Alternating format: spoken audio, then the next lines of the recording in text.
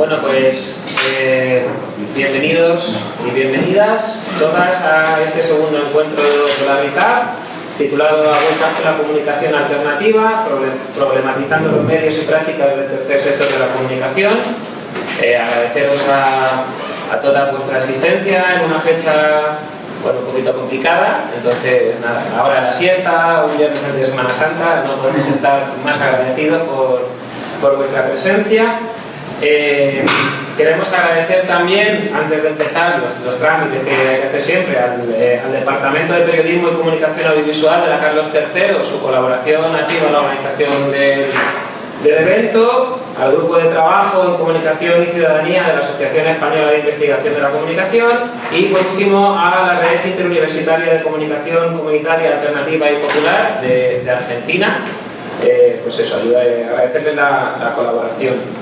Estas jornadas son la continuación o caminan de la mano de las primeras jornadas que organizó la RICAP en junio de 2016 en Matadero, ¿no? Inciden en esa misma línea de debate colectivo y de praxis entre la academia y el activismo. Y bueno, el objetivo del encuentro de hoy es problematizar el concepto de comunicación alternativa y las diferentes prácticas que lo rodean, porque bueno, entendemos que es un campo heterogéneo, variado, que recoge muchas realidades y que muchas de ellas están muy contextualizadas, ¿no? Y dependen mucho del momento histórico en el que se trabaja sobre el concepto o incluso de las regiones, ¿no? La incidencia de lo geográfico también incide mucho en cómo se define las prácticas de comunicación alternativa de un lado a otro. Entonces, bueno, el objetivo es este, como he dicho, plantear un espacio de diálogo entre academia y activismo que sigue los principios de la RICAP. Y bueno, pues la cosa es que en esta combinación entre teoría y práctica consigamos arrojar algo de luz sobre el tema, siempre en colectivo.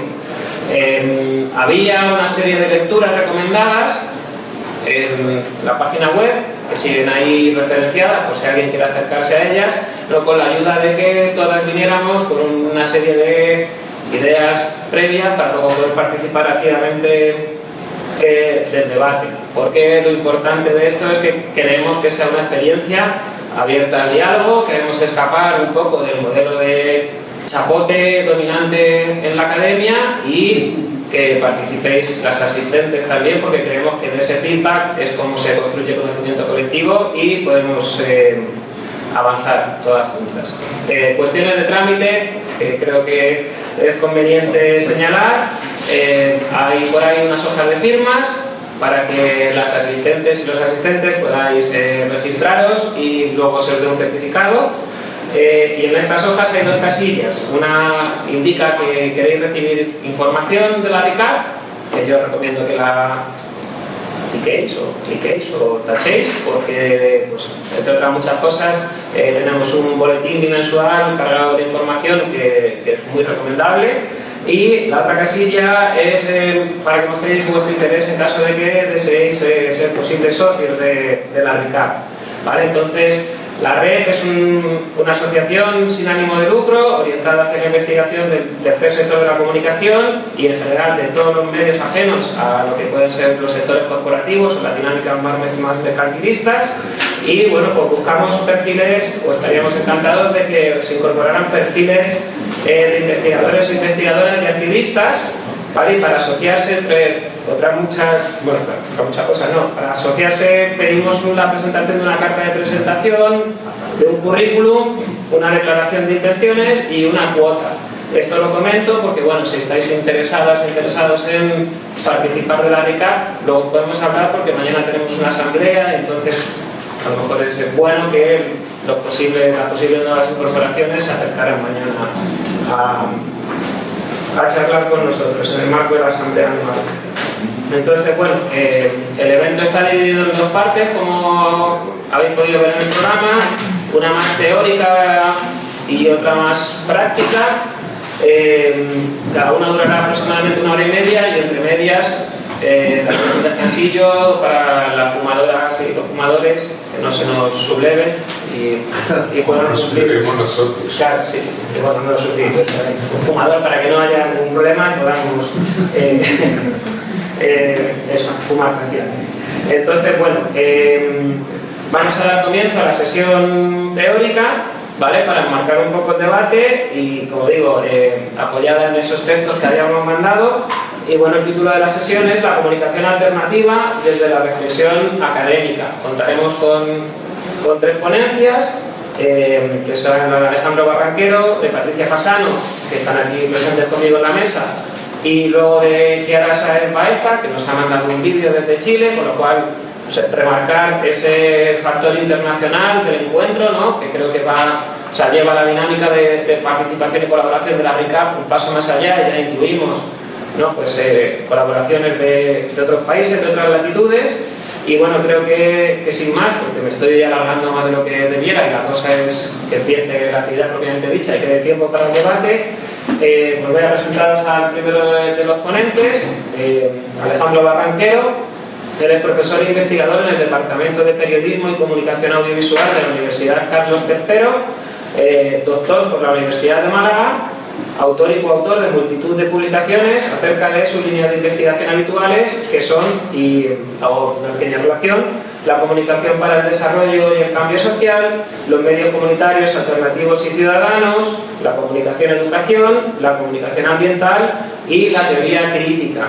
Es director del Grupo Temático de Comunicación y Ciudadanía de la Asociación Española de Investigación en la Comunicación. Ha sido IP del proyecto Los Jóvenes del Tercer Sector de la Comunicación en España, que es el primer proyecto de investigación llevado a cabo por la RICAP. Es miembro permanente del Grupo de Investigación Mediación Dialéctica de la Comunicación Social de la UCN y ha colaborado en otros proyectos en otras universidades, como puede ser la de Málaga, la Rey Juan Carlos o el FUEM Ecosocial. Pues, es miembro de la RICAP y para mí un placer darle la entrada a su ponencia, que es el tercer sector de la comunicación desde los trabajos de investigación de RICAP. Bueno, suscribo todo lo que ha comentado José. José, sí que me gustaría apuntar alguna cuestión relativa a la propia asociación RICAP, para quien no lo conozca, ¿vale? Nosotros prácticamente arrancamos el año pasado a partir de un proyecto de investigación que generó unas sinergias y unas colaboraciones muy interesantes, que es el título, que tenía por título Los jóvenes del tercer sector de la comunicación. Somos asociación sin ánimo de lucro, estamos actualmente compuestos de en torno a 19 investigadores e investigadoras que nos movemos. Hay perfiles más académicos, hay perfiles más activistas o prácticos y hay gente que combina ambos perfiles. Lo interesante de la asociación es que, además de tener miembros en diferentes comunidades autónomas, hay gente en Galicia, hay gente en Castilla y León, en Cataluña, Andalucía, etc. Además de esto, nos movemos por el ideal de la investigación-acción, es decir, estamos atentos a las necesidades, a los intereses, a las propias demandas que se generan en el campo de la comunicación de la comunicación alternativa, de la comunicación y el cambio social. Y por supuesto estamos abiertos a nuevas adhesiones, también vinculándonos en un ámbito internacional. Tenemos una página web bastante completa, estamos bastante orgullosos de ella, incluso estamos traduciéndola a duras penas al inglés precisamente para asociarnos a red con gente que esté fuera. Nos damos cuenta de que a fin de cuentas nos convertimos casi en un espacio de diálogo, interlocución entre la propia práctica y la propia teoría. De hecho, el año pasado nuestro encuentro tuvo que ver con las propias redes de comunicación del sector de la comunicación alternativa, y ahí había medios comunitarios, medios libres, medios universitarios, medios cooperativos, es decir, experiencias que en ocasiones ni siquiera habían dialogado entre sí y para las cuales habilitamos un espacio de encuentro, ¿no? Bueno, en este encuentro nos planteamos varias preguntas de partida y esto fue lo que motivó que pasáramos de esa reflexión sobre la red de comunicación alternativa a la problematización de qué es esto de la comunicación alternativa del tercer sector. Planteándonos cuestiones como por qué existen tantas denominaciones, por qué hay cierta confusión conceptual en el área, si existen o no existen definiciones consensuadas, definiciones cerradas, definitivas en el sector, que creemos que no, por supuesto, y nos planteamos también si existía un cierto desfase entre la academia, la reflexión que se genera en la universidad o en el entorno de la investigación y las propias dinámicas concretas de los proyectos específicos, ¿no? Que también acuñan etiquetas, que también se autodenominan y se autonombran, precisamente porque pensamos que en buena medida la palabra comunicación se ha vaciado de significado a partir de las prácticas no siempre adecuadas de los medios del primer y el segundo sector, por así llamarlo, los medios públicos o los medios privados comerciales. Entonces, bueno, de aquí nos planteamos que la comunicación alternativa, como ya en el plano académico, que no consiste en prevención, es un objeto de estudio casi tan antiguo como la propia comunicación pública, la propia comunicación privada comercial. Es decir, comunicación alternativa ha existido siempre. Sus orígenes se pierden en la noche de los tiempos y si hacemos memoria, nos damos cuenta de que junto a las formas dominantes de comunicación siempre han existido formas mucho más al servicio de la ciudadanía, formas disidentes, formas subversivas. Recordad, por ejemplo, que en la época de la Edad Media, junto al control absoluto de la poca industria del libro que existía o del propio conocimiento por parte de la Iglesia Católica o de las monarquías absolutistas de Europa, también existían formas disidentes que tenían más que ver con la cultura popular, con las culturas orales. Pensamos, por ejemplo, en el carnaval, que organizaba Martín, en la cuaresma, determinados espacios en los que la ciudadanía se expresaba al margen del poder establecido.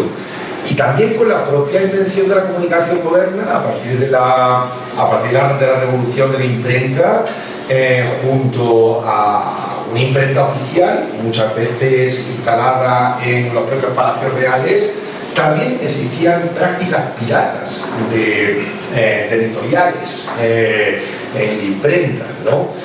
De hecho, yo creo que uno de los grandes documentos de la historia de la humanidad que permitió el paso a la ilustración y permitió el paso a la época moderna, que es la propia enciclopedia francesa, fue difundida por toda Europa por prensa pirata, instalada en Holanda y enviada a diferentes latitudes, ¿no? Y como esto podemos mencionar otras muchas experiencias como las radios libres en Italia, en Francia, todos los proyectos de educación popular basados en tecnologías mediáticas, que se han dado en América Latina, las prácticas videoactivistas, de video comunitario, de cine comunitario, etcétera, etcétera, ¿no? John Downing califica todo este territorio de la comunicación alternativa como un objeto de estudio escurridizo y rebelde. Y a mí me gusta mucho la reflexión que plantea, porque él nos dice que el territorio de la comunicación alternativa y popular en realidad supone un universo muchísimo más variado y más heterogéneo que el que suponen los medios públicos o los medios privados. Y de hecho, al ser tan heterogéneo, es mucho más difícil de analizar. Precisamente por eso es por lo que probablemente también existen tantísimas etiquetas, denominaciones, adjetivos que tienen que ver con la diferencia que existen entre las propias prácticas mismas. Existen diferencias por muchos motivos, ¿no? Desde en torno a los idearios, las misiones políticas de los proyectos. Existen proyectos que tienen diferentes formas de financiación, distintos modos de organización, distintos modos de activar la participación de las audiencias, y precisamente eso también ha provocado que nos encontremos con un objeto muy difícil de aprender, muy difícil de investigar, ¿no? En relación con el resto de medios, ¿no? Y por supuesto quería remarcar que, por desgracia, en el terreno académico nos encontramos todavía, jugamos todavía un papel bastante secundario. Somos periféricos, por así decirlo. Si revisamos los programas de estudio, no solamente en España, sino en buena parte del planeta, nos encontramos que no hay más de 20 programas de posgrado dedicados a la comunicación alternativa, la comunicación para el cambio social. En el ámbito del grado, en el ámbito de los estudios de licenciatura, tampoco tiene apenas presencia. Muchas veces, cuando observamos la presencia de estas asignaturas críticas que tienen que ver con la comunicación otra, nos damos cuenta de que son asignaturas periféricas, asignaturas María, no están, son optativas, ni siquiera cuentan para el currículum, etc., ¿no? Pese a la importancia histórica que para nosotros tienen todas estas manifestaciones desde tiempos inmemoriales. Precisamente porque creo que la academia, esto nos damos cuenta actualmente, la academia se mueve también por criterios de rentabilidad económica y por una mirada mucho más al mercado que lo que pueden ser las organizaciones sociales, los colectivos, etc., ¿no? Tal y como señala Alfonso Gudrunsen, ¿no? Ahí también apuntaba una cita de Bertolt Brecht porque me gustaría señalar que el propio objeto de estudio de comunicación alternativa existe también de los propios inicios de la reflexión sobre la comunicación, de los propios estudios empíricos, primero que se dan en Estados Unidos o en Europa. La teoría crítica de Frankfurt trabajó estas temáticas. Bertolt Brecht, en el año 27, ya hablaba de la radio como forma bidireccional de comunicación en un momento en el que convivían los radioaficionados con los primeros intentos de privatización de la radio por parte del Estado, ¿no? Pero es que la escuela de Chicago, por ejemplo, en los años 20, ya investigó las manifestaciones de prensa dirigida a los inmigrantes europeos que llegaron a Estados Unidos durante el siglo XIX, ¿vale? Los primeros teóricos de la comunicación de masas, Harold Laswell, Wilbur Graham, Everett Rogers, son nombres que manejamos mucho en el ámbito académico y que son referencia para nosotros. Más allá de que manejaron una visión a veces un poquito economicista, etnocéntrica de estas cuestiones, sí que se plantearon cómo la comunicación podía tener un papel vital para el desarrollo de los pueblos y para los procesos de transformación. Es decir, que la preocupación existe prácticamente desde los inicios de la investigación científica del campo de los medios, ¿no? Un galimatías conceptual, señalo aquí, porque es verdad que ha habido intentos de hacer recuento de todas estas etiquetas que se dan en el campo de la comunicación alternativa, ciudadana, popular, comunitaria. Por ejemplo, en la tesis de Regina Festa, de la brasileña Regina Festa, ella señalaba y describía hasta 32 denominaciones distintas para el mismo territorio. Pero es que este trabajo se amplía a partir de la propia tesis de Benjamin Ferrand, al cual invitamos hace un tiempo también desde la APRICA, a darnos una conferencia que nos resultó muy sugerente. Y él, para su tesis doctoral, censó más de 50 denominaciones distintas. E incluso propuso una plataforma, hoy infelizmente desaparecida, aunque se puede encontrar haciendo buenas búsquedas, para censar y describir las 50 denominaciones dentro de lo que se llamó la red Nuestros Medios, Our Media, y era una wiki colaborativa donde la gente podía añadir información y matizar los diferentes significados de las denominaciones. El debate también está abierto en las principales asociaciones académicas de investigación de la comunicación, donde existen también secciones dedicadas a discutir acerca de estas problemáticas. Por ejemplo, el año pasado y el año anterior, la principal asociación de investigación de la comunicación abrió el debate acerca de cómo autodenominarse, porque hasta entonces se llamaba cómo autodenominar a la sección de investigadores que trabajaban en estas cuestiones. Hasta entonces se había llamado Community Media. Hubo un debate muy fuerte en las redes, en el que se participó en diferentes países y finalmente se optó por el Community Communication and Alternative Media, entendiendo que en este territorio no solamente estamos hablando de medios, sino también de prácticas comunicativas muy diversas, que tienen que ver con el ciberactivismo, con el video participativo, incluso con manifestaciones de la cultura popular como el graffiti, los carteles, los fanzines, etcétera, etcétera, ¿no? E incluso vemos que dentro de este galimatías conceptual hay determinadas etiquetas que se ponen de moda durante una época y que prácticamente desaparecen en otras, como puede ser por ejemplo el debate en torno a la comunicación popular, que actualmente en Europa tiene poquísima presencia, o el debate en torno a la contrainformación, que parece que ha perdido fuelle en los últimos tiempos, y después hay etiquetas que son muy coyunturales y que se ponen de moda, y que están de moda actualmente, ¿no? Todo lo que puede ser la reflexión acerca del ciberactivismo, la ética hacker, el movimiento de los comunes, que se lleva ahora mucho en Europa, el buen vivir en Latinoamérica, las tecnopolíticas, creo que todos son universos relacionados también con el campo de la comunicación alternativa, aunque por supuesto siempre con matices. Y precisamente lo comenta, ¿no? Más allá de la heterogeneidad de experiencias, de nombres y de formas de nombrarnos, al final todos los proyectos tienen en común esa búsqueda del derecho a la comunicación y ese intento de dar la palabra y de que tengan voz muchos de los colectivos que tradicionalmente están silenciados en el campo de los medios masivos, ¿no? Nosotros en este primer proyecto que presentamos y en el que estuvimos trabajando durante un año, emprendimos una encuesta dirigida a casi 350 medios, de los cuales, tras mucha insistencia, respondieron más de 90, 94 concretamente, y trabajamos con un cuestionario muy largo en el que preguntábamos cuestiones que tienen que ver con la participación de las audiencias, los modos de organización, de financiación, etc. Y en este cuestionario preguntamos, además tenemos una pregunta que tiene que ver con las propias autodenominaciones, y que luego voy a mostrar los resultados, ¿no?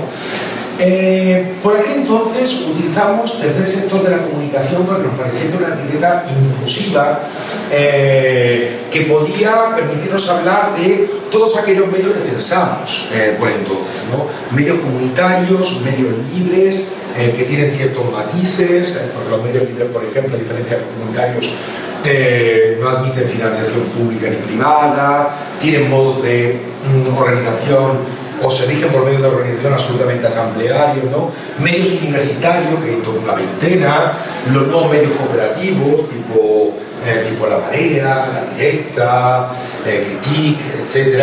E incluso otras prácticas con más de un año de vida en el campo, por ejemplo, digital, etc., ¿no? Sobre esto incluso construimos un mapa que está abierto, por supuesto, a que la gente de los medios piense su propio medio en esa dirección.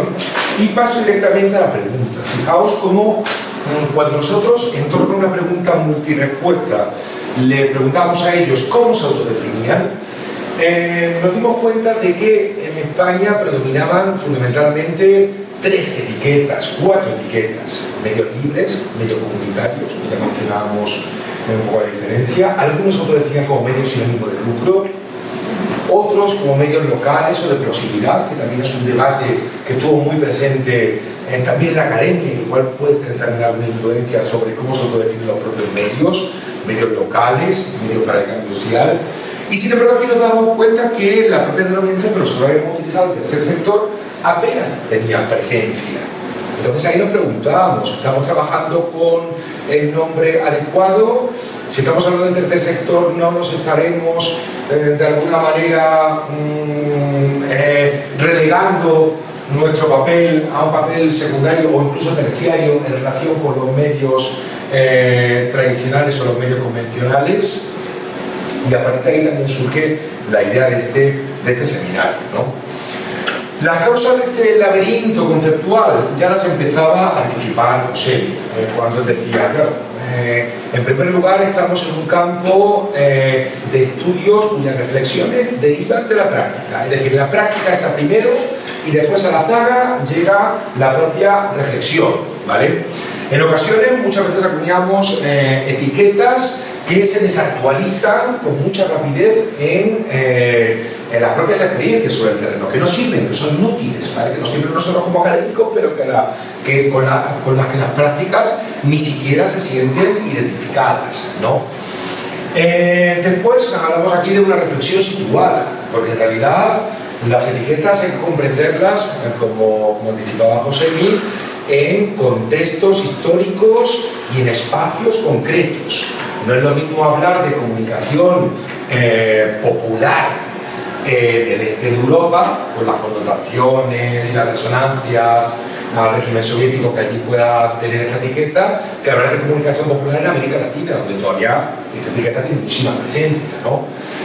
La propia denominación de comunicación para el desarrollo, para el cambio social, yo creo que es una denominación más de países del sur, entendiendo por desgracia que los occidentales y los países del norte somos los que ayudamos al desarrollo de los países del sur sin darnos cuenta de que nosotros también tenemos muchísimas bolsas del mal llamado subdesarrollo, ¿no?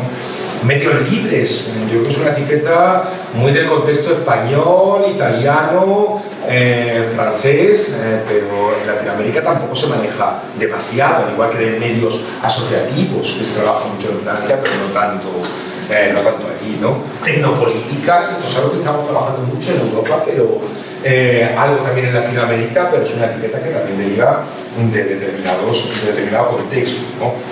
Y también nos planteábamos que en el galimatías conceptual y el laberinto también tienen mucha importancia las propias lógicas de cómo se estructura el campo académico. Entendiendo que, bueno, nosotros vemos que hay falta de diálogos entre el norte y el sur del mundo. Es decir, los anglosajones no leen lo que estamos produciendo desde España, en Italia o en América Latina. Pero es que en América Latina tampoco se lee demasiado lo que se está produciendo en el campo anglosajón, donde situamos un poco la academia hegemónica, ¿no? E incluso en ocasiones, ayer lo hablaba con Patricia, hay incluso hasta una especie de reivindicación de la lengua española frente al dominio colonial e imperialista de la lengua inglesa, ¿no? Pero entendemos que esto es prácticamente un error, porque creo que ambas comunidades se pueden enriquecer y en el futuro estarán orientadas a establecer diálogos, ¿no? Por supuesto, también entendemos que hay demasiados divorcios todavía entre una universidad unida en sí misma, donde nosotros producimos textos para nosotros mismos. Antes estabais comentando, igual vamos a incorporar algunos de los textos que planteabais en nuestro curso de OMS Radio. Bueno, pues mal por nosotros por no haberlo dicho previamente. Estos son textos interesantes, igual más o menos fáciles de leer, pero que se podrían lanzar para unos estudiantes, ¿no? Al mismo tiempo que la práctica mira con cierto recelo lo que se está haciendo en la academia, precisamente porque ha habido muchos robos, muchos hurtos, pero posiblemente también porque en ocasiones nosotros nos apropiamos de información que se genera en las propias prácticas y después no la compartimos. Hacemos millones de entrevistas, molestamos sobre el terreno y sobre nuestras miles de obligaciones al día, pero después no compartimos lo que finalmente hacemos, ¿no? Entonces creo que hay que hacer una labor de autocrítica de ambas partes, ¿no? Y después, bueno, la lógica del campo académico y esta expresión de Bourdieu tiene que ver con jergas especializadas, con relaciones de poder dentro de los propios campos, en los cuales existen catedráticos y profesores consagrados que acuñan etiquetas y denominaciones que intentan poner de moda para congregar a comunidades académicas en torno a ellos, ¿no? Y esto vemos que también es una dificultad, ¿no?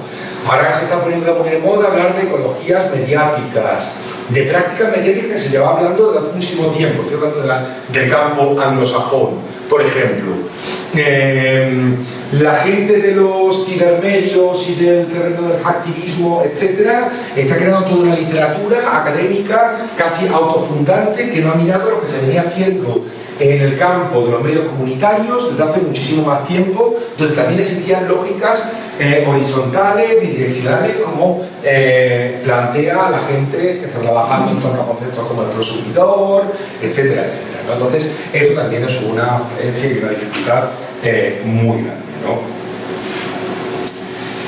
Bueno, y ya por ir cerrando y por plantear una conclusión y abrir el debate a lo que nos plantean desde Latinoamérica. Nosotros consideramos que es estéril aportar una definición cerrada. Nosotros, una definición única, inclusiva, creemos que no tiene ningún sentido.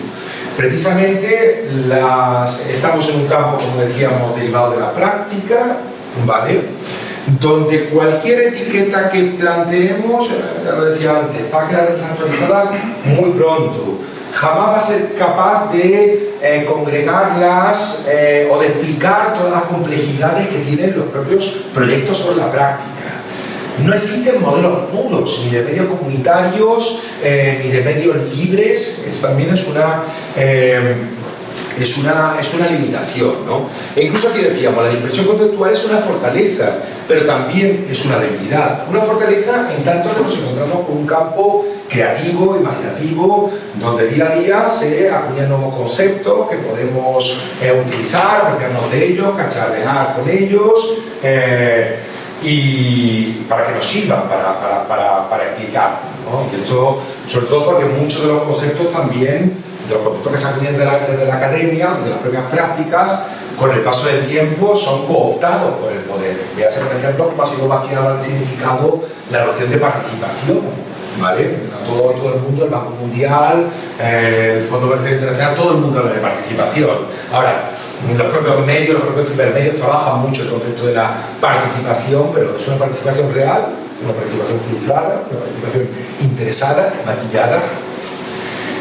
Pero claro, también consideramos que esto del debate de las etiquetas y las 50 denominaciones que planteamos, esto es una debilidad muy grande, porque nos encontramos con muchos debates estériles que no llevan a ninguna parte.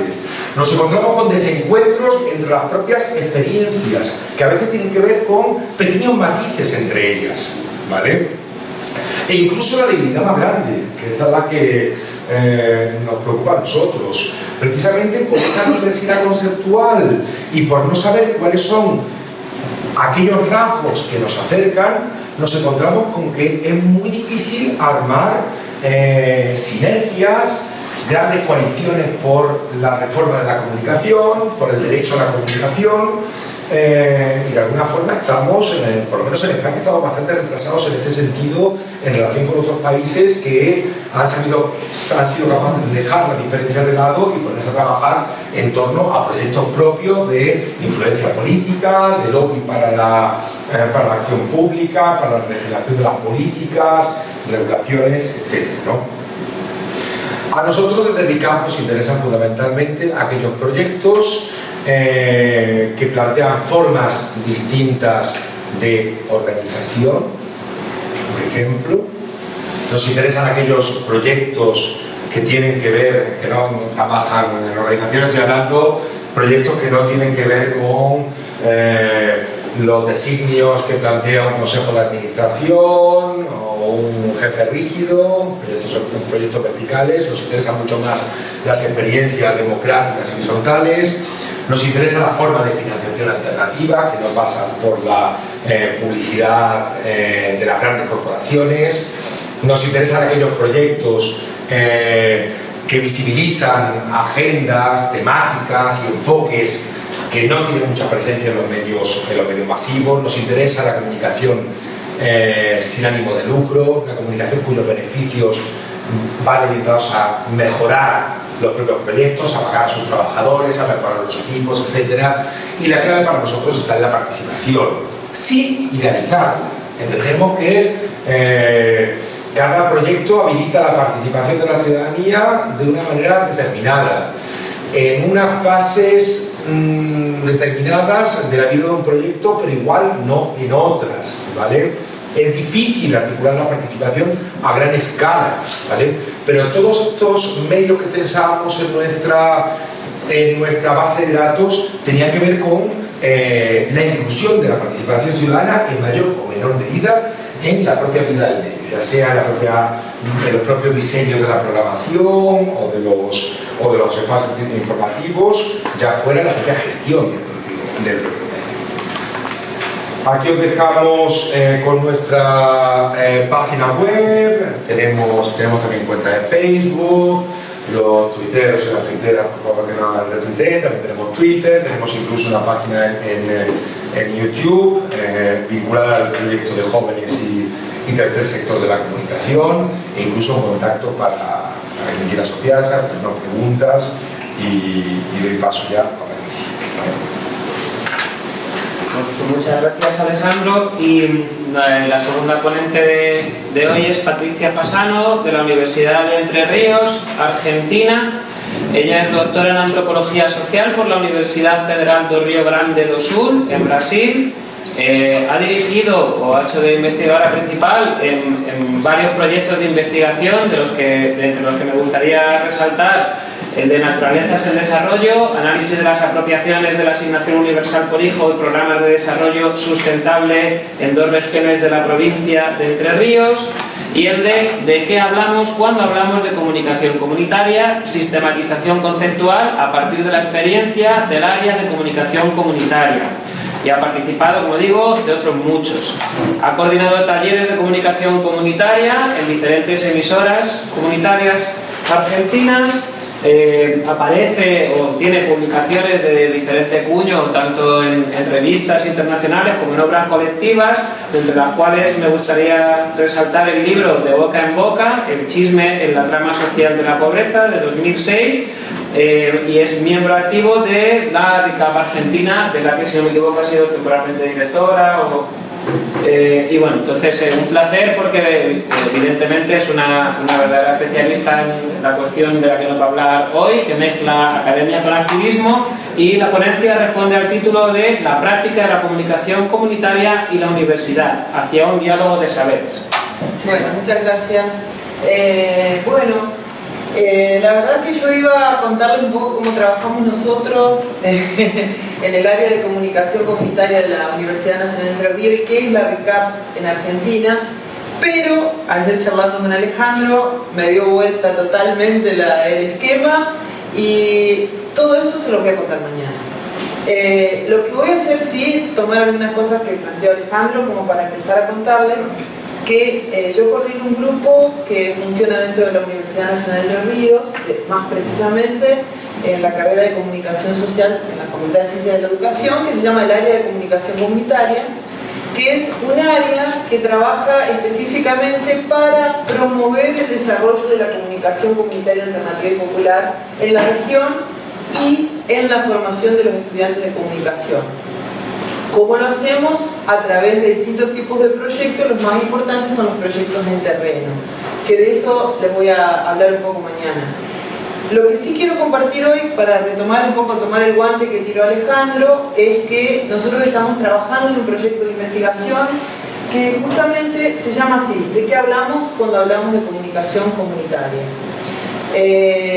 Esta profusión de denominaciones de la que bien habló Alejandro recién, bueno, es algo que nosotros nos ha llevado a pensar muchísimo, y sobre todo lo que hemos tratado de hacer es, y estamos haciendo en este proyecto de investigación que en este momento está como en la mitad, es hacer como una sistematización de nuestros 10 años de trabajo en terreno, tratando de ver cómo los propios actores que participan de las prácticas y han participado de las prácticas que nosotros llamamos de comunicación comunitaria, cómo entienden esas prácticas, qué significación le dan, qué sentido le dan, y tratando en definitiva de llegar a descomponer un poco la cuestión de a quién responde, de dónde sale esto de la comunicación comunitaria. Es una categoría académica, es una categoría militante, una categoría de las organizaciones sociales, la gente que se pone a hacer una radio comunitaria.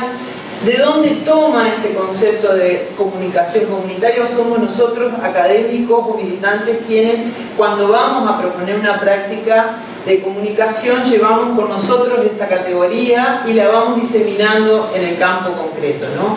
Entonces, un poco la idea nuestra es rastrear.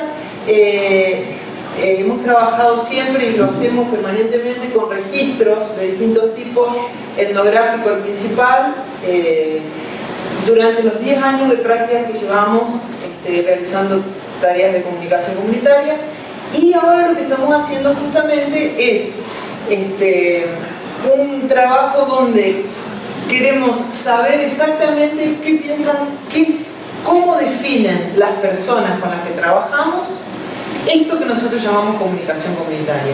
Y esto refiere a personas en situación de privación de libertad en 2 cárceles, personas en barrios periféricos de la ciudad, mujeres con las que hacemos talleres de género, después organizaciones sociales, o sea, son varios y bien diferentes los tipos de proyectos.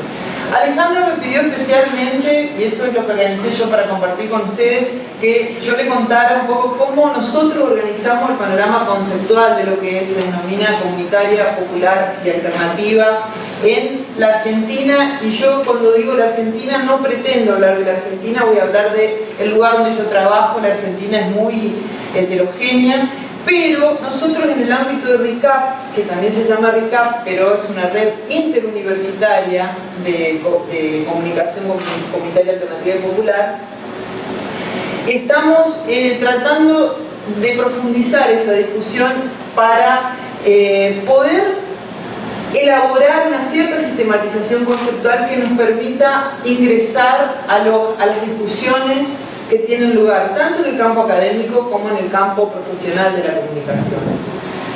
Entonces, yo hice un pequeño raconto, no sé si es necesario, pero tiene que ver un poco con cómo los dos conceptos, el de comunitaria y el de popular, han ido apareciendo en el ámbito de Latinoamérica desde mediados del siglo pasado en adelante, ¿no? Donde el concepto de comunitaria en realidad no aparece en ese momento, sino que el primer concepto que aparece diseminado fuertemente en Latinoamérica es el de comunicación popular, asociado fundamentalmente a los procesos de educación popular a través de medios de comunicación, ¿no? Entonces, esto entronca dos cosas. Por un lado, la filosofía de Paulo Freire sobre la educación popular, con un movimiento, yo diría, político de diseminación muy fuerte que hizo la teología de la liberación, la Iglesia a través del movimiento de teología de la liberación. En Latinoamérica, las dos radios comunitarias que se registran como las primeras datan. Las dos del año 47. Una tiene que ver con la Iglesia Católica, que es la de Sutatenza, Colombia, y la otra, las radios mineras, tiene más que ver con el movimiento sindical de las radios, de los mineros, perdón.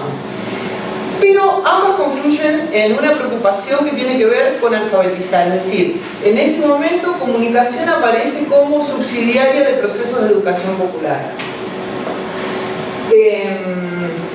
Hay otro fenómeno que es muy interesante y que es, digamos, que ocurre en la misma época y que tiene que ver con cómo el concepto de comunidad va adquiriendo fuerza a partir de varias vías. Por un lado, siempre teniendo como actor protagónico a la Iglesia Católica, movimiento de teología de la liberación y la estrategia de propagación de las comunidades de base, ¿no? El concepto de comunidad ahí, por ese lado, avanza muchísimo, pero a su vez coincide con que hay una, digamos, preocupación de los estudios sociales en torno de la pobreza que localizan en el concepto de comunidad, ahora barrial, el lugar de construcción de la identidad de los sectores populares a medida que las grandes ciudades se van conformando y entonces las referencias de construcción identitaria se hacen cada vez más, en algún sentido, más pequeñas, más al alcance de la mano. En Argentina no tuvo en los estudios sociales y en general el concepto de comunidad, o sea, ustedes tienen que pensar en Argentina, nosotros, yo ahora en la siguiente, en esta diapositiva, les cuento, en Argentina las primeras experiencias de comunicación popular las trae el CUPO, Instituto de Cultura Popular, que fue un instituto que todavía existe, una organización creada por la Iglesia Católica, por los obispos del noreste argentino a partir de un diagnóstico de necesidad de alfabetización.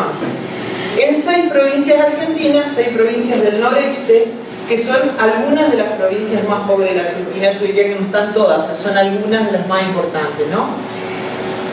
cupo implementa en el año 70 la educación a través de la radio, y ese es el primer antecedente de comunicación popular que se empieza a diseminar. Pero claro, nosotros en el 74 tenemos el golpe militar.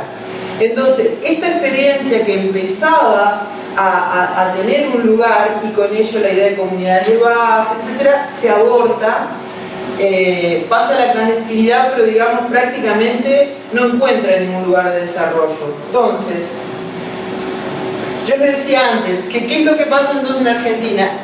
El lugar del concepto de comunidad nunca llega en esa época a ocupar un lugar central, que sí ocupan en su lugar el concepto de barrio, más despolitizado ya en los 70, en los 80, y entonces,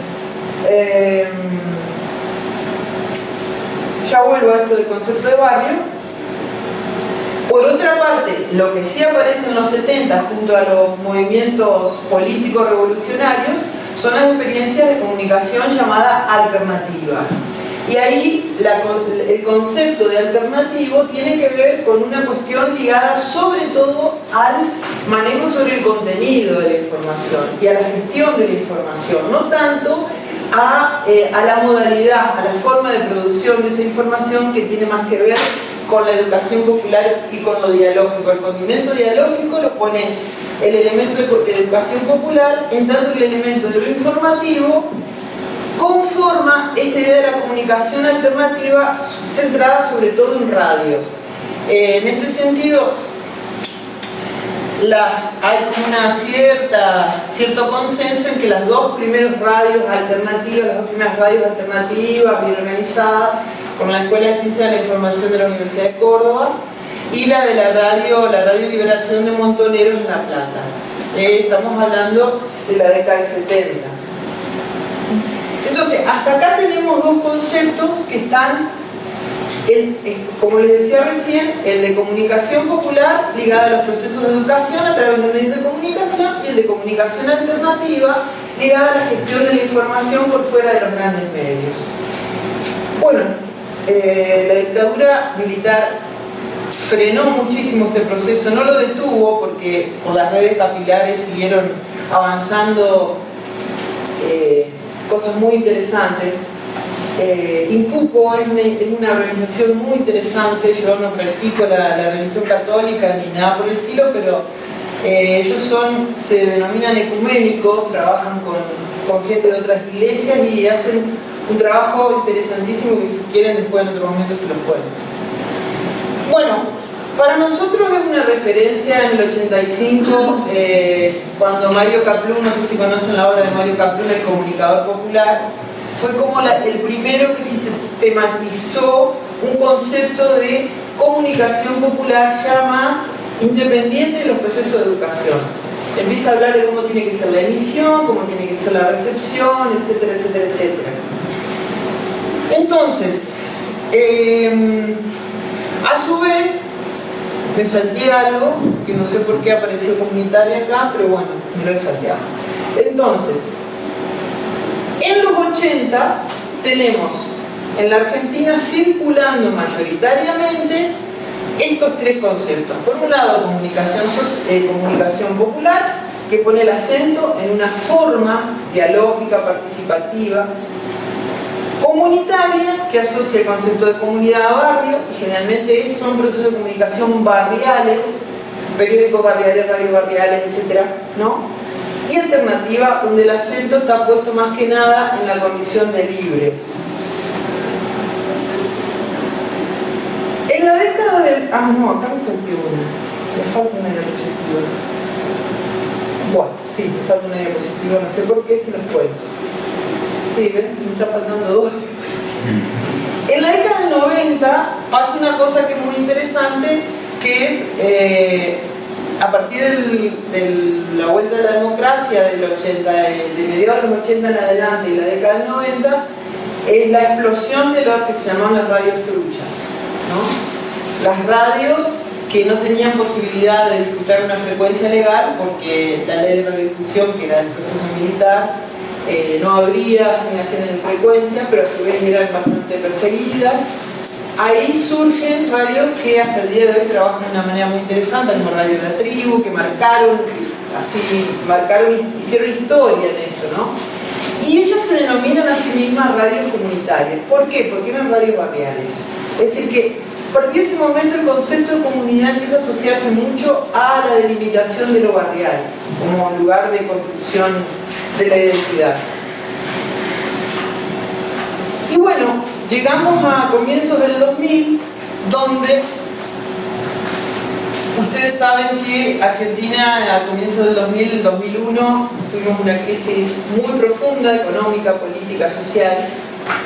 En ese marco, como suele pasar con las grandes crisis, surgieron cosas muy interesantes. En las asambleas barriales se empezó a volver a hablar de comunicación comunitaria, se volvió a hablar. Y ahora se empezó a hablar de comunicación comunitaria, porque las asambleas barriales tenían un condimento barrial, pero además, esto así lo entendemos nosotros, hubieron dos factores que incidieron bastante en eso. Uno de esos factores era el Foro Social Mundial que estaba ocurriendo en Brasil, donde había una reivindicación del concepto de comunidad muy fuerte como modo de discutir la globalización neoliberal. Entonces había como un fortalecimiento muy fuerte de ese concepto.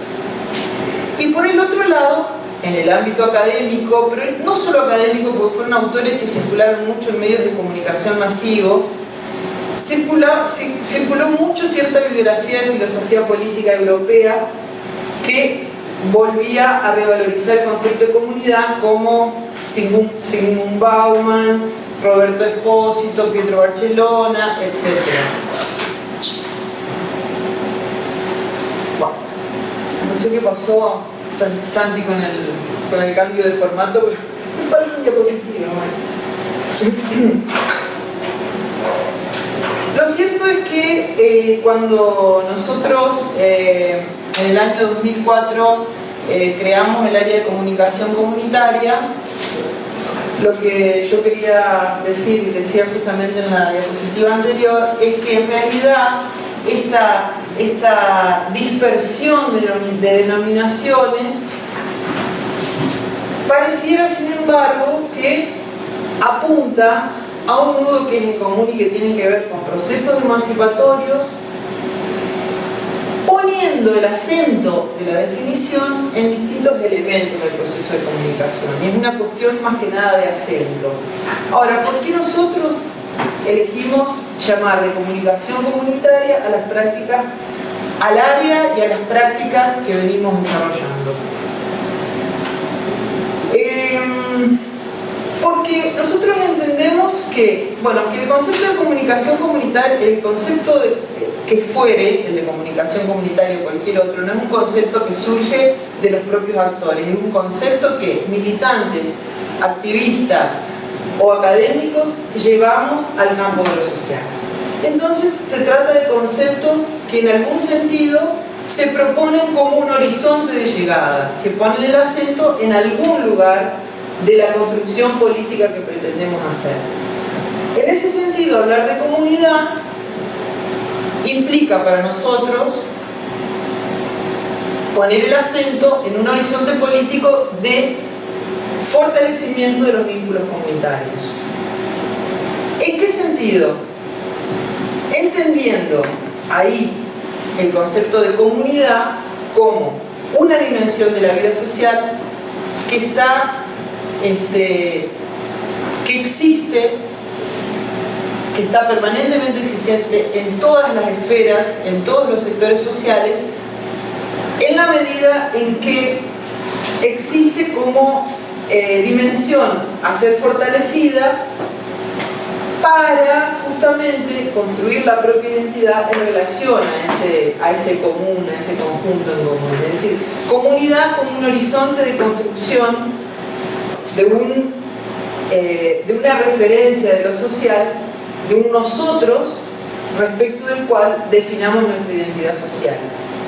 En ese sentido, este concepto de comunidad, que coincide con, en este caso con lo que propone Espósito, al Al mismo tiempo coincide con definiciones muy caras a la tradición latinoamericana, como tienen que ver algunas definiciones y filosofías de los pueblos aborígenes, donde el concepto de comunidad es el concepto que sirve para entender la identidad social en términos de un nosotros que es absolutamente definitorio de la propia identidad.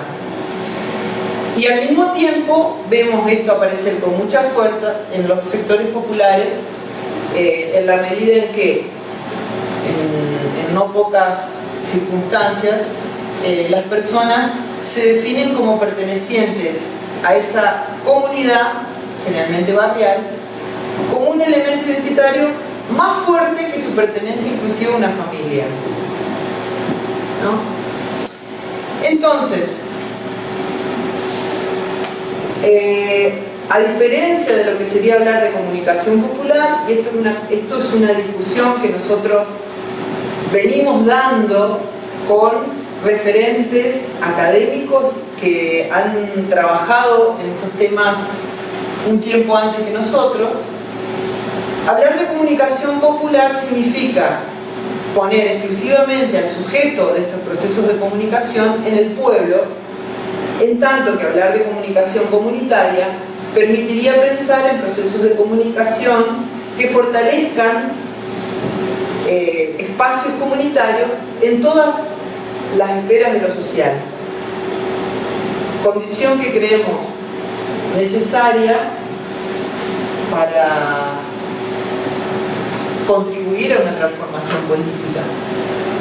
Y esto no quiere decir que estos procesos de emancipación no tengan prioridad en los sectores populares, pero no exclusividad en los sectores populares. Entonces esto significa que hay esto, por ejemplo, yo lo he visto también mucho en Brasil, que están habiendo fenómenos de radios comunitarias en sectores de clase media, en sectores que en realidad lo que pretenden es profundizar los vínculos que los ligan a una dimensión más comunitaria de la vida social.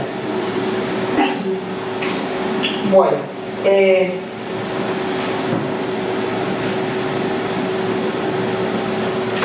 creo que me falta otra diapositiva. Voy a tratar de recordar qué decía, pero bueno, no importa. Básicamente es eso.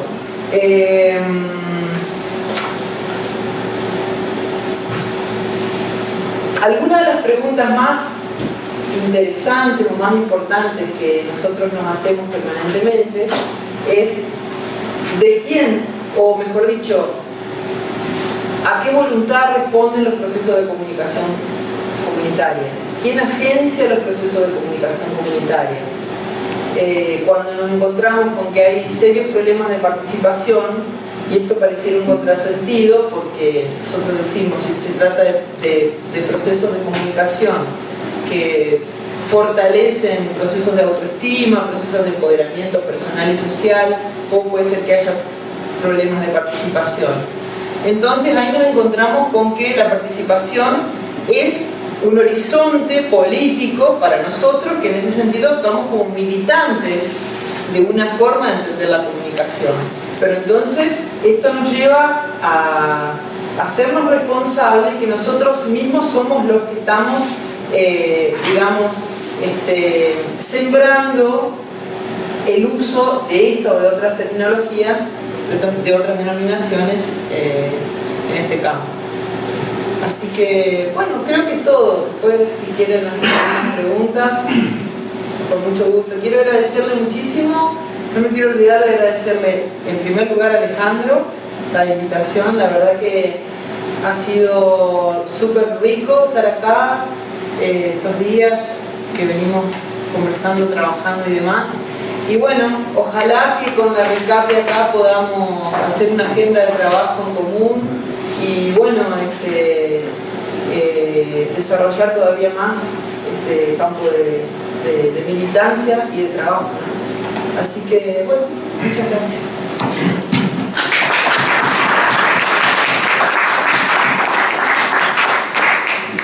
Bueno, y para que no se piense la gente que estamos solo con el tema de las radios comunitarias, en la RECAP estamos súper a favor de las nuevas tecnologías también, y por eso nuestra tercera ponente es en diferido y en formato vídeo. Y bueno, ella es Chiara Sáenz Baeza, de la Universidad de Chile. Es socióloga y minor en literatura por la misma universidad y doctora en comunicación por la Universidad Autónoma de Barcelona. Ha sido investigadora en el Departamento de Estudios del Consejo Nacional de Televisión de Chile y en diversos proyectos de la Universidad Autónoma de Barcelona. Y durante su estancia aquí colaboró activamente con diversos medios comunitarios de nuestro estado. Es integrante de la Mesa de Ciudadanía y Televisión Digital y del Consejo de Sociedad Civil de la SUBTEL, donde está como representante del Programa de Libertad de Expresión y Ciudadanía del algo de la Universidad de Chile, no lo entiendo bien. Ha sido IP de diferentes proyectos de investigación e incluso ha llegado a dirigir documentales como el de La Fracción Comunitaria, un documental sobre Armand Matelar. Y bueno, pues tiene diversas publicaciones y la ponencia que nos ha remitido responde al nombre de Los apellidos de la comunicación alternativa y para el cambio social. Y me voy a quitar de en medio. Bueno, buenas tardes a todas y a todos. Gracias por la invitación a este seminario, a poder participar con una intervención. Bueno, a mí lo que me han pedido es hablar sobre los apellidos de la comunicación alternativa. Entonces, el sentido de esta exposición es un poco como indagar en esto, de qué hablamos cuando hablamos de comunicación alternativa, cuando hablamos de este concepto y otros como comunicación comunitaria, medios libres, comunicación para el cambio social o el concepto de tercer sector de la comunicación. Y bueno, ante eso, primero como que hay que entender que la comunicación alternativa es una historia que excede a los medios de comunicación de masa, que es una historia más amplia en términos temporales y en términos también de formas de expresión. Hay autores que, digamos, van posicionando la comunicación alternativa dentro de las formas de sociabilidad y resistencia de la cultura popular. ¿Sí? Pero bueno, cuando nosotros hacemos la reflexión más teórica sobre la comunicación alternativa, es importante tener como dos ejes de análisis, un eje geográfico y un eje temporal, porque efectivamente cuando uno ve las tradiciones de reflexión y las tradiciones de experiencia en Europa, en América Latina y en América del Norte o en el mundo anglosajón también en general, hay diferencias en los conceptos y hay diferencias en las experiencias. Y eso también explica de algún modo por qué ciertos conceptos se usan más en algunos lugares, por qué algunos conceptos se usan más en otros. Y por ejemplo, en el contexto latinoamericano, los conceptos que más se usan son conceptos como comunicación popular, comunicación comunitaria, comunicación alternativa y para el desarrollo democrático, y cómo desde ahí deriva a comunicación para el cambio social. En el caso de la tradición europea, es más, digamos, el punto de partida de la comunicación alternativa son los medios libres, ¿ya? Y en el contexto anglosajón, sobre todo en el contexto de Estados Unidos, el concepto que podríamos decir que aglutina de algún modo las experiencias es el concepto de medio activismo. Y esto a su vez se relaciona con distintas experiencias sociales, ¿ya? Porque en el caso de los medios alternativos en Europa, la realidad es que son medios que surgen de algún modo como una rebeldía ante los medios públicos, ¿sí? Esa es la historia original de los medios, de las experiencias de las primeras experiencias de intervención en el espectro radioeléctrico, ¿sí? Sobre todo la radio, bueno, la radio y la televisión, son precisamente una manera de criticar las deficiencias de algún modo de la televisión pública en representar la diversidad social y también de dar cuenta de la subjetividad política sobre todo de los jóvenes, ¿sí? Estamos hablando de cómo, digamos, la crisis que significa mayo del 68 va a tener un correlato también a nivel de los medios de comunicación, y de ese correlato surgen los medios libres, ¿sí? En el contexto latinoamericano la realidad es muy diferente, ¿ya? Porque los medios públicos no tienen la densidad y el grosor que tienen en Europa, y por lo tanto van a tener otros referentes de crítica, ¿sí? Es decir, aquí la problemática más bien tiene que ver con la desigualdad, tiene que ver con los gobiernos autoritarios, tiene que ver con ciertas formas de alianza social entre sectores religiosos progresistas y fuerzas de izquierda, ¿ya? Entonces vamos viendo distintas cuestiones. En el caso de Estados Unidos es por el contrario una sociedad muy donde el Estado está ausente, donde el mercado está muy presente, pero al mismo tiempo la sociedad civil está muy presente, ¿sí? Entonces la sociedad civil organizada es la que de algún modo es el punto de partida de las primeras experiencias de comunicación en radio y televisión, sobre todo en televisión alternativa con los canales de acceso público, ¿ya? Entonces vamos viendo distintas tradiciones y cómo esas distintas tradiciones nos llevan a distintas referentes, a distintas fortalezas en la conceptualización, también debilidades en los conceptos y también, digamos, por lo mismo como las debilidades que dan pie a críticas sobre el contenido de los conceptos, ¿ya? Entonces cuando hablamos de comunicación popular, por ejemplo, ¿de qué hablamos? ¿De qué se entiende por comunicación popular? Y ahí, por ejemplo, autores como Mario Caprun dicen, bueno, la comunicación popular es la comunicación en la que el pueblo es el protagonista, ¿ya? Y es relevante, por ejemplo, el tema del acceso, abrir la emisión a más sujetos, y cómo la comunicación está asociada a un proceso de transformación social y también de liberación, ¿ya?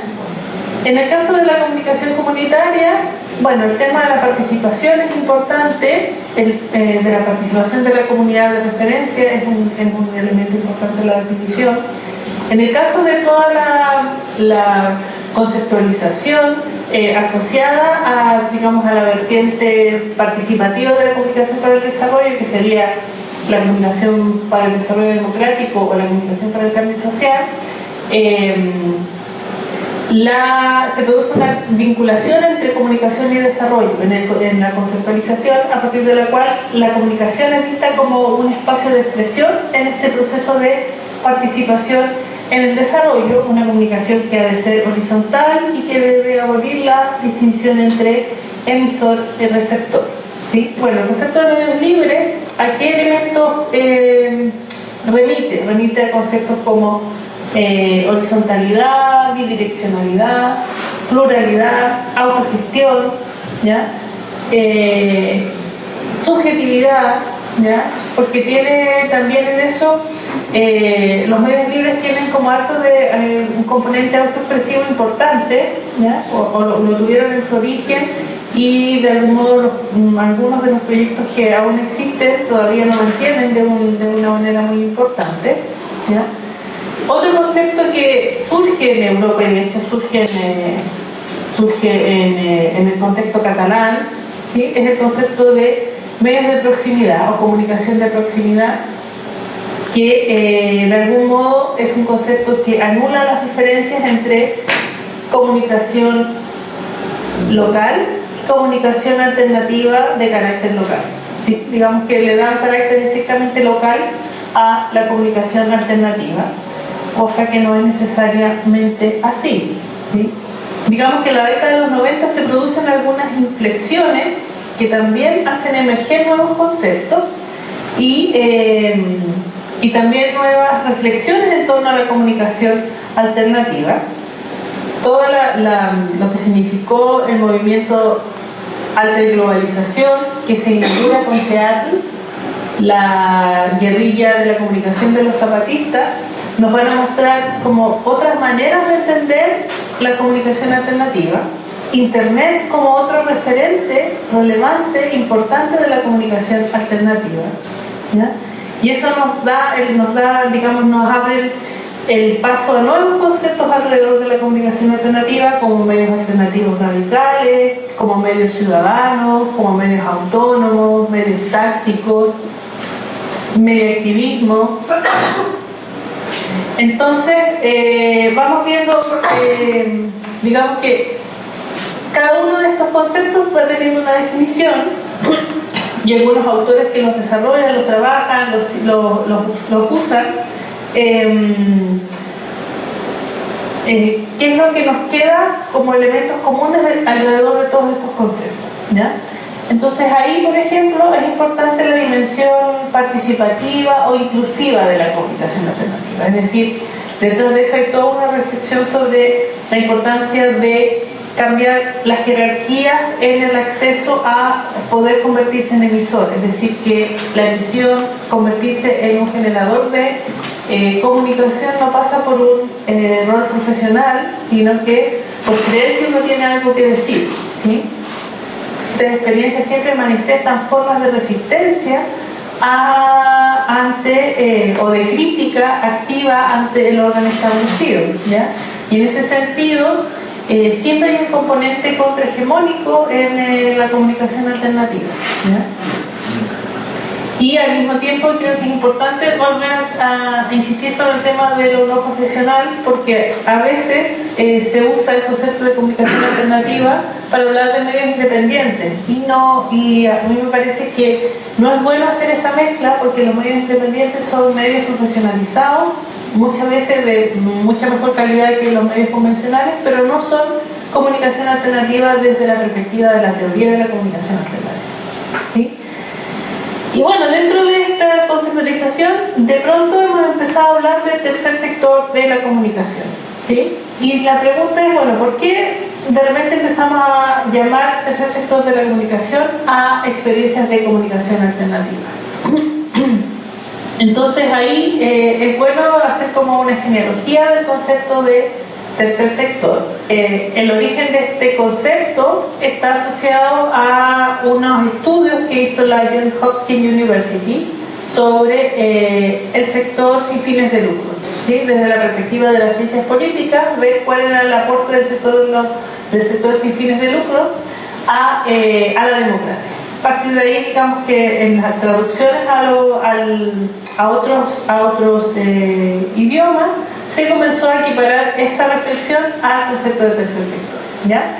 Es decir, el concepto de tercer sector originalmente hace referencia a organizaciones que tienen una estructura y una institucionalidad que pertenecen al sector privado, es decir, están separadas del Estado, que no persiguen fines de lucro, que son autónomas y que tienen una importante participación del voluntariado, ¿sí? Pero también es importante no perder de vista que este es un concepto, digamos, de dónde surge, por qué surge, en el momento en que surge, ¿sí? Esto es el año 1999, estamos hablando de un momento donde el estado de bienestar se está contrayendo, ¿sí?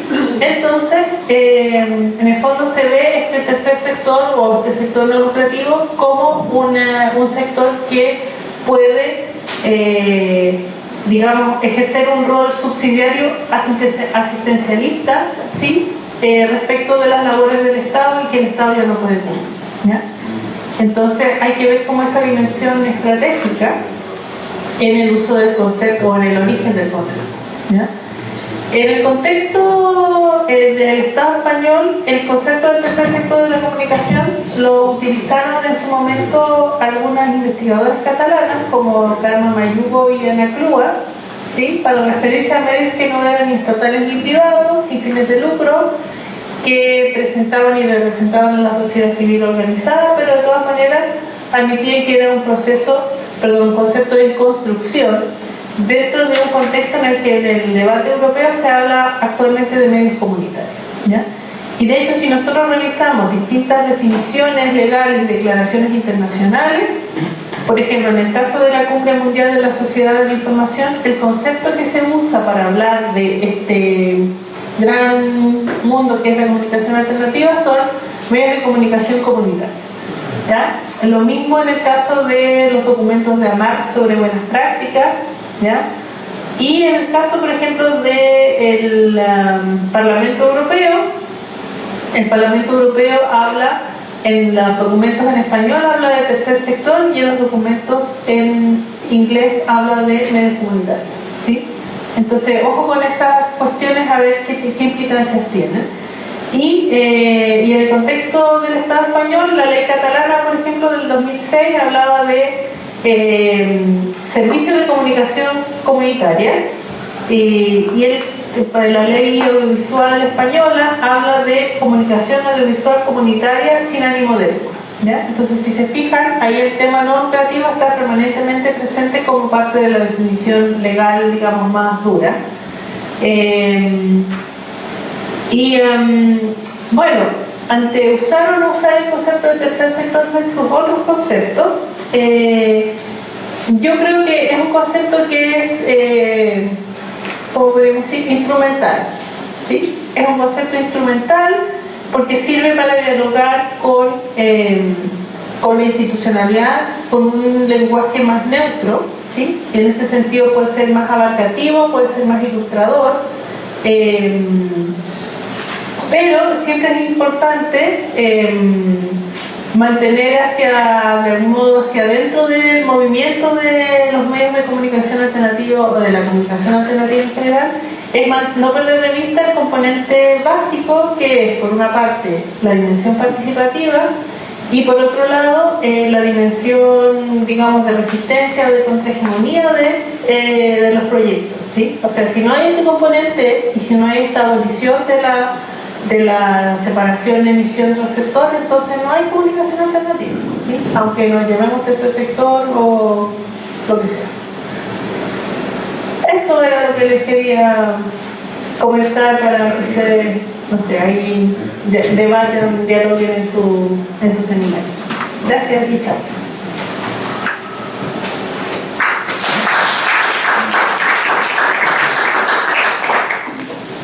Bueno, pues esta era la última ponencia de esta primera mesa un poco más teórica y bueno, yo creo que ha habido chicha más que suficiente como para abrir un turno de palabra a las asistentes y a los asistentes. Pues seguro que hay dudas o proposiciones, cosas con las que no se ha estado de acuerdo.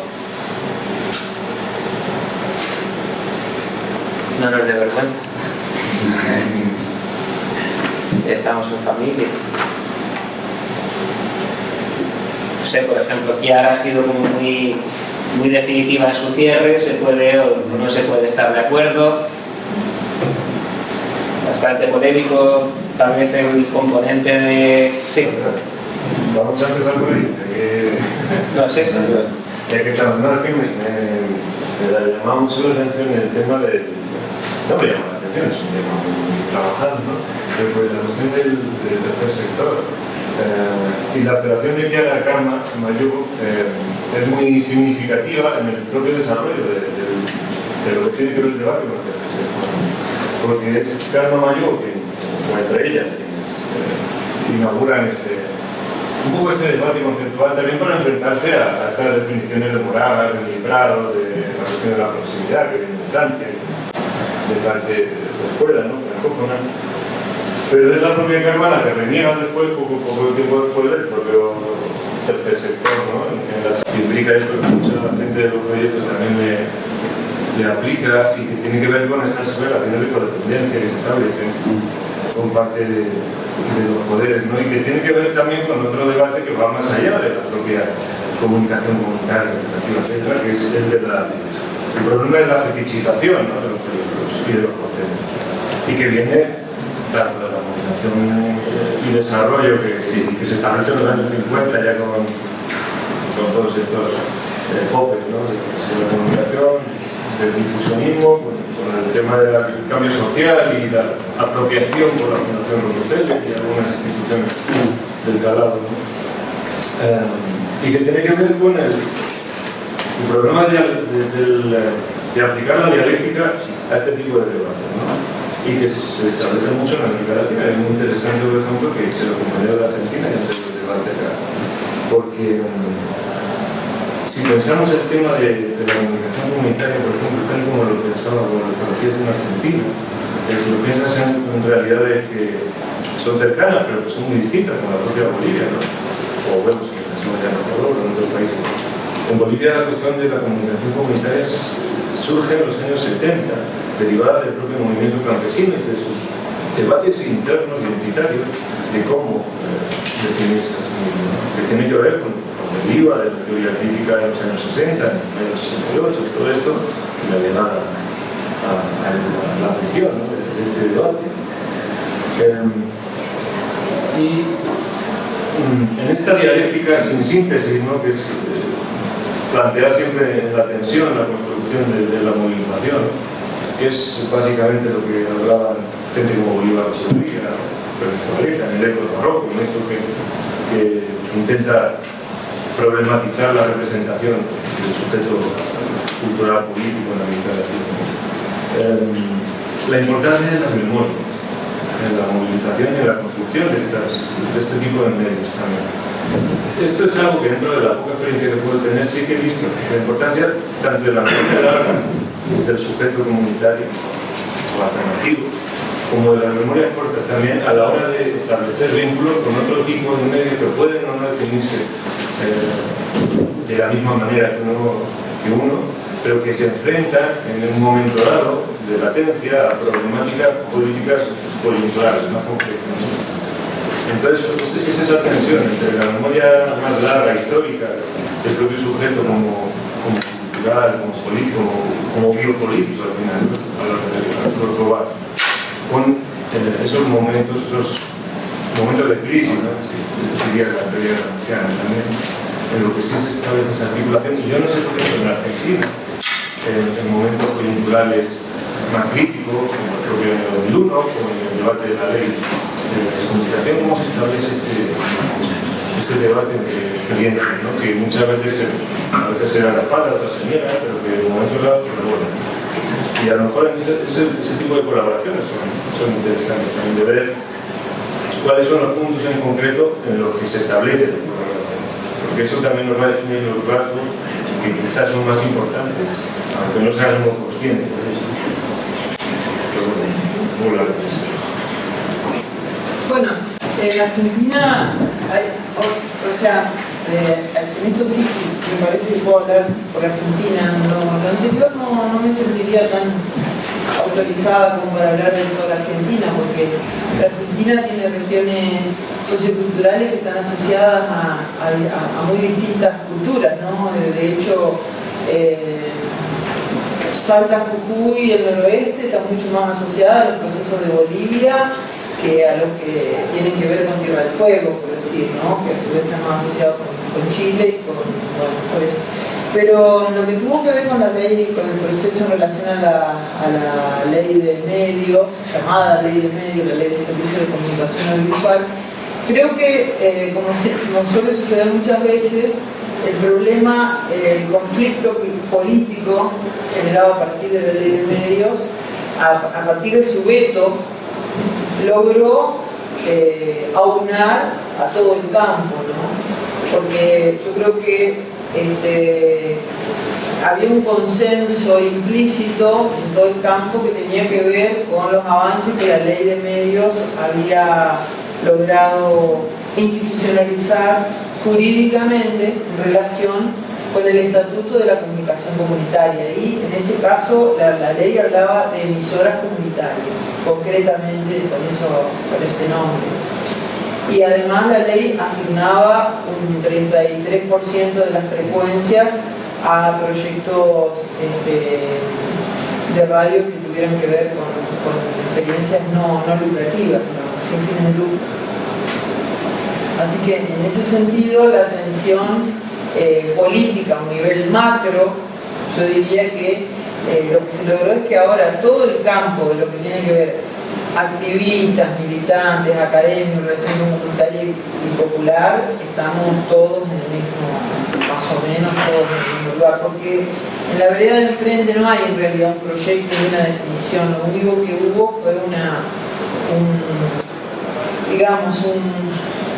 un gesto político en relación con una situación electoral concreta, pero no hay un proyecto diferente que discutir, no hay ningún proyecto para discutir en relación con este tema, esa es la realidad.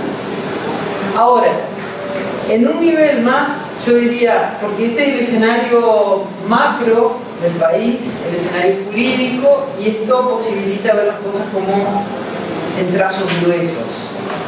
Ahora, cuando entramos a hilar en trazos finos, la cosa ya no es tan sencilla. Yo estaba pensando mucho recién y quería compartir con ustedes porque nosotros acompañamos muy de cerca un proceso de una radio comunitaria barrial que nos generó muchísimas contradicciones y en general es emblemática de un tipo de conflicto conceptual y político en relación con lo que son los procesos de comunicación comunitaria. Una radio que, siendo una radio comunitaria barrial, el vecindario no puede hacerse más cargo de la gestión de la radio y se hace cargo la parroquia, ¿no? Que tenían condiciones administrativas y de gestión para hacerse cargo. Entonces, esa radio se convirtió en una radio religiosa. Los programas se llaman, no sé, la mañana con María, la siesta con Jesús, la tarde con San Benedito, la noche con todos, así. Pero, ¿qué pasa? Que uno va y le pregunta al vecindario, ¿no? Y uno le pregunta a ustedes, ¿siguen teniendo una radio comunitaria? Sí, tenemos una radio comunitaria.